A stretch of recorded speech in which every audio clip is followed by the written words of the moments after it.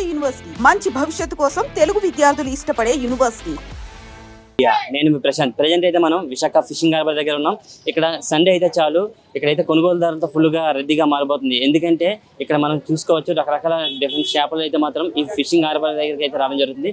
So ఒక పక్క different చేపలను చూడడానికి అయితే కొనుగోలుదారులు వస్తుంటారు. అలాగే ఇక్కడైతే ఆ చేపలను అయితే కొనడానికి ఎంతో మంది కూడా ఇక్కడికైతే రావడం జరుగుతుంది. సో ఇక్కడైతే ఎన్ని రకాల ఫిషెస్ అయితే ఇక్కడ అవైలబుల్గా ఉన్నాయి, వాటి సంగతి ఏంటి అనేది అయితే మాత్రం మనం కూడా ఇప్పుడు ఈ వీడియోలో చూద్దాం. నాతో పాటు మీరు కూడా రండి. ఇప్పుడు చూస్తే సుమారుగా 61 రోజులు వేట నిషేధం తర్వాత ఫిషర్మెన్స్ అందరూ కూడా ఫిషింగ్కి వెళ్ళారు. మళ్ళీ ఇప్పుడు తిరిగి మళ్ళీ జట్టికి రావడం జరిగింది. ఈసారి అనుకున్న స్థాయిలోనే ఫిషింగ్ అనేవి పడ్డాయన్నా. అయితే 2 నెలలు విరామం తర్వాత బోట్లు గంగమ్మ తల్లి జాతర పండగ చేసుకుని వెళ్ళిన తర్వాత కొన్ని బోట్లు ఇక్కడ ఫస్ట్ సింగిల్ డేకి ఆ మాత్రం పర్లేదు. కిందటి సంవత్సరం చూసుకుంటే ఈ సంవత్సరం బాగా తగ్గింది. లాస్ట్ ఇయర్ అయితే మాత్రం బోట్లకు చాలా ఎక్కువగా బీభత్సంగా రావడం జరిగింది. కానీ ఈ సంవత్సరం అంటే ఇక్కడ ఉన్న బోట్లు ప్రతి ఒక్కరికి ఏం లేవండి. అది బాగా నార్త్లో ఉన్న బోట్లకు కాస్త రొయ్యలు ఈ టైంలో ఏంటంటే రొయ్యలు కొద్ది రావడం, చేపలు పడడం. ఆ చేపలకి ఏంటంటే ఇప్పుడు ఎక్కువగా చెన్నై మార్కెట్ లేకపోవడం వల్ల ఆ మాత్రాన్ని దీనికి రేటు ఉండడం వల్ల కూడా ఈ చేపల రేటు ఉంది. ఈ టైంలో చేపలు కూడా ఎక్కువ పడవటం లేదు. మరి దానివల్ల ఏంటంటే మత్స్యకారుడు అనే బోటు వంట కొద్దిగా ఇబ్బందిగానే ఉందండి. మరి ఈ వచ్చేది రొయ్యలు కూడా ప్రెజెంట్ రేట్ అయితే మాత్రం కొద్దిగా పర్వాలేదు, రేటు బాగుంది. కానీ క్యాచింగ్ లేదు. దానివల్ల ఏంటంటే ఈ రొయ్యలు రాకపోవడం వల్ల ఇక్కడ చేపలు కొద్దిగా ఇబ్బందిగా అవుతుంది. ఉన్న మాత్రం ఇక్కడ ఎక్స్పోర్ట్ అయిపోతుంది. దీని లోకల్ మార్కెట్ కూడా కొద్దిగా బాగా ఎక్కువగా వస్తుంది. డిమాండ్ కూడా బాగా ఎక్కువ ఉందండి ప్రతి చేప. ఫిషింగ్ హార్బర్ లో మనకి చాలా డిఫరెంట్ ఫిషెస్ కూడా మనకి కనిపిస్తూ ఉంటాయి. ఇప్పుడు ఎక్కువ డిమాండ్ ఉన్న ఫిష్ అంటే ఏముంటే ఏం చెప్తారండి? ఎక్కువ డిమాండ్ ఏంటంటే చందువాలు ఉండేవి. చందువాలు అప్పుడు ఒకప్పుడు అవి పడేవి, ఇప్పుడు పడట్లేదు. దానికంటే ఒక సీజన్ ఉంటుంది. ఇప్పుడు చేపలు ఏంటంటే గొరకలు అంటూ ఉంటాయి. దానికి సముద్రం నీటికి బాగుంటే దానికి తాడు అనమాట, చిన్న తాడు అంటారు. దాని గొరకలు, పారలు ఇవన్నీ పడతాయి. దానికి ఒక టైం ఉంటాయి. ఇది ఏంటంటే ఎక్కి మిక్సర్ చేపలు పడతాయి. అంటే ఏంటంటే గొరసలు, గులిమెందలు, కానగడతలు, ఈ ఎప్పళ్ళు ఇలాంటి చిన్నవన్నీ వచ్చే సావర్ లాంటివి ఎన్ని వస్తాయి. దానికంటే ఒక్కొక్క సీజన్ ఉంటుంది. ఈ స్పీడ్ ఇంజిన్ బోట్లకి ఏంటంటే పడితే ఇప్పుడు 2 కాళ్ళు 3 కాళ్ళు తెచ్చినా అదే 2 టన్నులు 3 టన్నుల వరకు వచ్చినా అది ఏంటంటే ఆయిల్ కూడా 2 టన్నులు 3 టన్నుల వరకు ఆయిల్ కూడా కాలేస్తుంది. 4-5 లక్షల కన్నా 4-5 లక్షలు దానికి ఇప్పుడు లాస్ లేకుండా వస్తున్నాయి. కింద బోట్లకి అయితే 5-6 లక్షల వరకు దాని లాస్కి అలా కవర్ చేసుకోవస్తాను. ఇక్కడ బోట్లకి ప్రజెంట్ ఎందుకంటే జూన్ నుంచి జూలై, ఆగస్ట్, సెప్టెంబర్ వరకు కూడా బాగా ఫిషింగ్ బాగా ఎక్కువ వచ్చేది. ఎందుకంటే అప్పటి వరకు ఎటువంటి లోటు ఉండేది కాదు. ఇలా వెళ్తే 60,000-70,000 లక్ష రూపాయల వరకు వచ్చేది ఫిషింగ్. ఇప్పుడు రానున్న రోజులు ఏంటంటే ఇప్పుడు క్యాచింగ్ తగ్గింది. మొన్న తుఫాన్ సైకిల్ వల్ల బాగా గాలి విపరీతం. ఈ గాలి వల్ల ఏంటంటే బోర్డులు క్యాచింగ్ లేకపోవడం వల్ల ఓనర్ కొద్దిగా ఇబ్బందిగా ఉన్నారు. క్యాచింగ్ కూడా కొద్దిగా ఇబ్బందిగా ఉంది. దానివల్ల రేట్లు కొద్దిగా విపరీతంగా కూడా ఉన్నాయి. కానీ మళ్ళీ ఎక్కువ తెస్తే యథావిధంగా మళ్ళీ రేట్లు తక్కువగా జరుగుతాయి. డిమాండ్ బేస్ ఏంటంటే దీనికి ఎక్కువగా డిమాండ్ ఏంటంటే ఇప్పుడు ఏది వచ్చిన డిమాండ్ హైలో ఉంది. అది పడిన రేటు ఉంది. ఏ చేప అంటే ఇప్పుడు డిమాండే. ఎక్కువ డిమాండ్ అయితే తెల్ల pamphlets, white pamphlets, black pamphlets, తర్వాత గొరకలు, ఇలాంటివి ఈ క్వాలిటీ ఫిష్ ఇవి మీరు చెప్పారు. వైట్ పాంప్లెట్, బ్లాక్ పాంప్లెట్స్ చెప్పారు కదా, పడ్డాయి రావట్లేదు సార్. ఇప్పుడు అయితే లాస్ట్ సీజన్ ముందు కట్టేటప్పుడు 1-2 టన్నుల వరకు వచ్చాయండి. అది కేజీ 500, 600, 700, 1000 రూపాయల వరకు ఉంటాయి వైట్ పాంప్లెట్స్ అండి. మరి ఇప్పుడు తగ్గడం వల్ల ఇప్పుడు రేపు ఈ చేపలు అయితే ఇప్పుడు ప్రెజెంట్ 2,000 వరకు ఒక జోడి కానగడితే 2,000 వరకు ఉండదు. ఏ ఫంక్షన్ జరిగినా సరే దాంట్లో మస్ట్గా నాన్ వెజ్ అనేది ఉంటుంది.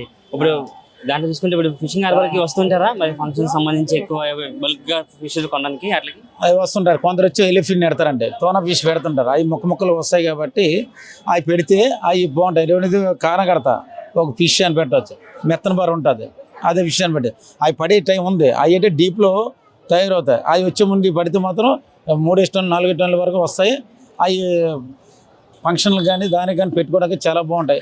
కానీ కానగడత అనేది ఐల అనేది చెన్నై ఎక్స్పోర్ట్ 3 రోజులు వెళ్తే అది మెత్తగా అయిపోతుంది. అది కొద్ది జాగ్రత్తగా ప్యాక్ చేయాలి. అది కొద్ది క్వాలిటీ ఫిష్ వేస్తే. ప్రాన్స్ ఉంది, రొయ్యలు ఉన్నాయి. ప్రెజెంట్ 2,000 వరకు ఉంది ఒక బాస్కెట్. ఇప్పుడు ఫ్రాన్స్ బ్రౌన్ బాస్కెట్ అదేంటంటే ఇక్కడ స్టోరేజ్ చేసుకుని ఎక్కి పడితే 1 టన్ను వరకు వచ్చాయి. అది వచ్చిన వాళ్ళకి ఏంటంటే ఆయిల్కి 5 లక్షలు 6 లక్షలు వచ్చినాయి. ఆయిల్కి అది సరిపోయి ఫస్ట్ వాళ్ళు కిందకి వెళ్ళి ఇక్కడ ఉన్న అందరూ లాసే. ప్రజెంట్ ఇప్పుడు వెళ్ళారు సింగిల్కి వెళ్తారు 20,000, 15,000 వరకు వస్తాయి. కొందరు లేని వాళ్ళకి బాగా ఒకరు వల్ల తెగిపోవడం కానీ ఇవన్నీ చేయడం కానీ లేకపోతే మనకి ఫిష్ మార్కెట్లో ఫిష్లు దొరుకుతుంటాయి, ఇక్కడ కూడా దొరుకుతుంటాయి. అక్కడికి రేట్స్ కంపారిజన్ వేరియేషన్ ఉంటుందా రేట్లో? ఏరేషన్ అంటే ఇప్పుడు ఇక్కడ రేట్ అంటే ఇప్పుడు తక్కువ రావడం వల్ల రేట్ ఎక్కువ ఉంది.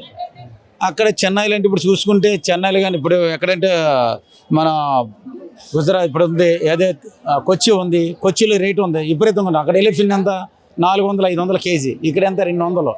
ఇక్కడ కానగడితే ఎక్కడంతా అక్కడ 500-600 రేటు ఉన్నప్పుడు ఇక్కడ ఎంత 200, 150, ఎక్కువ పడితే 100, 120 కన్నా ఎక్కువ లేదు ఇక్కడ రేటు చేప పడేటప్పుడు. కానీ ఇక్కడికి అక్కడ ఏరేషన్ చూసుకుంటే అక్కడ ఎక్స్పోర్ట్ వేరా, ఇక్కడ ఏంటంటే ఇక్కడ బై లోకల్ కాబట్టి పెద్దగా రేట్లు ఏమో పెద్దగా ఇక్కడ ఉండటం లేదు. అది దానికి దీని తేడా ఏంటంటే దీనికి వచ్చింది ఇదనమాట. Thank you. నా పేరు AP mechanised fishing boat operator association organise secretary Rajesh నా పేరు. Thank you. వీకెండ్ వచ్చిందంటే చాలా ఎక్కువ మంది మనకి ఇక్కడ ఫిష్లు కొనడానికి వస్తుంటారు. చాలా మంది ఇక్కడ డిఫరెంట్ ఫిష్లు చూడడానికి వస్తుంటారు. మీరు ఇక్కడ ఫిష్ చూడడానికి వచ్చారా లేదా ఏమైనా ఫిష్ కొనడానికి వచ్చారా? కొనడానికి వచ్చాను, చూడడానికి వంజరాలు కొన్నాం. ఎలా అనిపిస్తుంది మరి ఇక్కడ చేపలు అనేది చూస్తుంది? ఇవాళ అయితే మార్కెట్ కొంచెం చాలా రఫ్ గా ఉంది, చాలా ఎక్కువ రేట్లు ఉన్నాయి. మరి ఇంకా ఎలాగైనా మరి తినాలి కదా చేప అన్నాక. బార్కోడింగ్ చేశారా మరి ఇక్కడ? ఎంతో చేస్తే మరి ఈ ప్రైస్ కి వచ్చింది. మరి ఎంతో కష్టపడలేదు, చేసాం. బట్ వాళ్ళు చెప్పే ప్రైస్ కి తీసుకున్నా లాస్ట్ కి. ఫిష్ ఏం లేదు మార్కెట్ లో. సో అంటే ఇప్పుడు మొన్నటి వరకు చేపలు బోటింగ్ వెళ్ళలేదు, ఫిష్ అన్ని కూడా. సో ఇప్పుడు వచ్చాయి, కొంచెం ప్రైజెస్ కూడా హెవీగా ఉన్నాయా నార్మల్? హెవీగానే ఉన్నాయి, చాలా హెవీగా ఉన్నాయి ప్రైజెస్. బోట్స్ కూడా పెద్దగా ఏం లేవు, అని వేడిగా వెళ్ళిపోయినట్టు. అన్ని వెళ్ళిపోవడం వల్ల మళ్ళీ ప్రైజెస్ అన్ని పెరిగిపోయాయి కాబట్టి మళ్ళీ వచ్చినప్పుడు మళ్ళీ తగ్గుతూ ఉంటుంది. ఇక్కడ డిఫరెంట్ ఫిష్లు మీరు చూసారా? ఎలా అనిపిస్తున్నాయి ఫిషెస్ అన్ని కూడా? అంటే మన బయట కనిపించిన ఫిష్లు కూడా ఇక్కడ డిఫరెంట్ ఫిషెస్ కూడా మనకు కనిపిస్తున్నాయి కదా. మొత్తం ఫ్రెష్ నుంచి లాస్ట్ వరకు అన్ని కనిపిస్తూ ఉంటాయి. అంటే ప్రతి ఒక్క ఫిష్ కూడా ఇక్కడ ఉంటూ ఉంటుంది. మరి హార్బర్, వైజాగ్ హార్బర్ అంటే అన్ని ఉంటాయి అంతే. మొత్తం అన్ని వెరైటీస్, అన్ని కోను, ఇంటి వజ్రం, అన్ని రొయ్యలు, క్రాబ్స్ అన్ని ఉంటాయి. అంటే అన్ని చూసాం. వజ్రం, క్రాబ్స్, టైగర్ ప్రాన్స్, వంజరం, కోనం అన్ని చూసాం. తీసుకోవాలి మెల్లమెల్లగా అన్ని.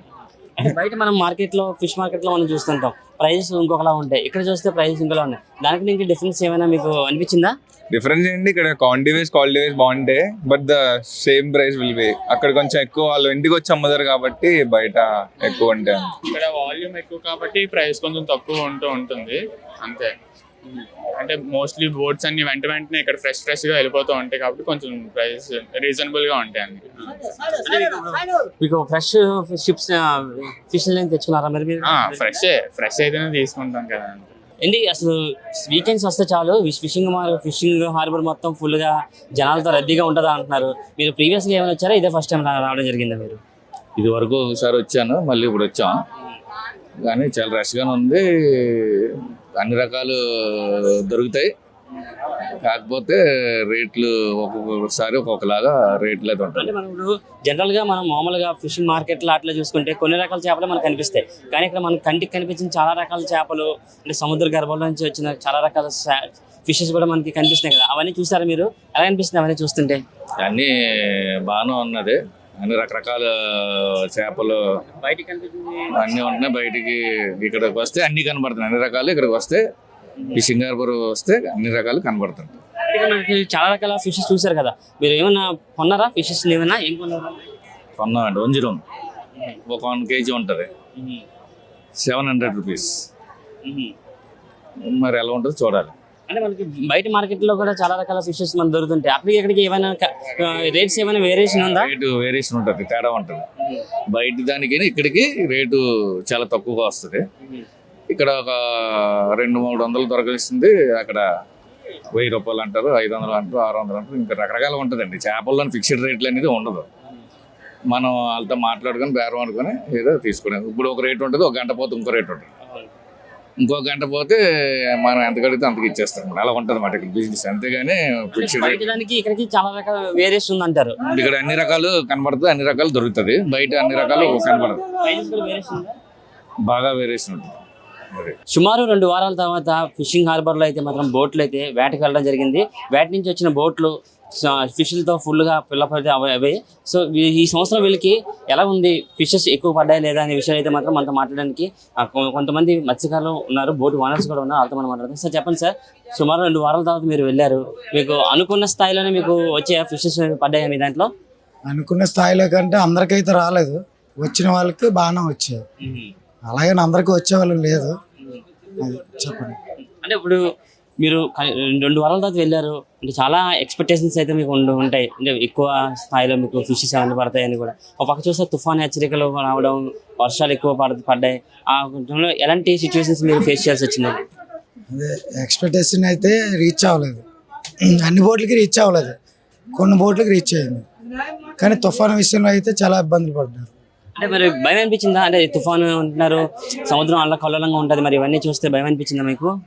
భయం అంటే అప్పుడు బాగా భయం ఉండేది, ఇప్పుడైతే ప్రభుత్వం అయితే బాగానే చర్యలు తీసుకుంటుంది కాబట్టి ముందుగా మాకు తెలుస్తుంది. తుఫాను వచ్చేటప్పుడు ముందుగా తెలుస్తుంది.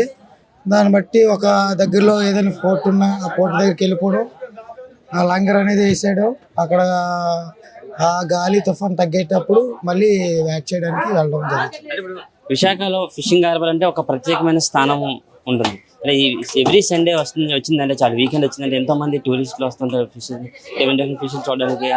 మరి ఈ సంవత్సరం జనాల యొక్క తాకిడి కానీ టూరిస్టుల తాకిడి కానీ ఎలా ఉందంటే? బాగానే ఉంది, తాకిడి ఎక్కువ ఉంటుంది. ఆదివారం సండే వచ్చిందంటే ఫుల్ రష్గా ఉంటుంది. అలా మనం చూస్తే ఇక్కడ మనకు చాలా రకాల ఫిషెస్ అయితే మనకి కనిపిస్తున్నాయి. ఎక్కువ మీకు ఈసారి ఏ ఫిషెస్ పడ్డాయి అంటే ఏం చెప్తారు?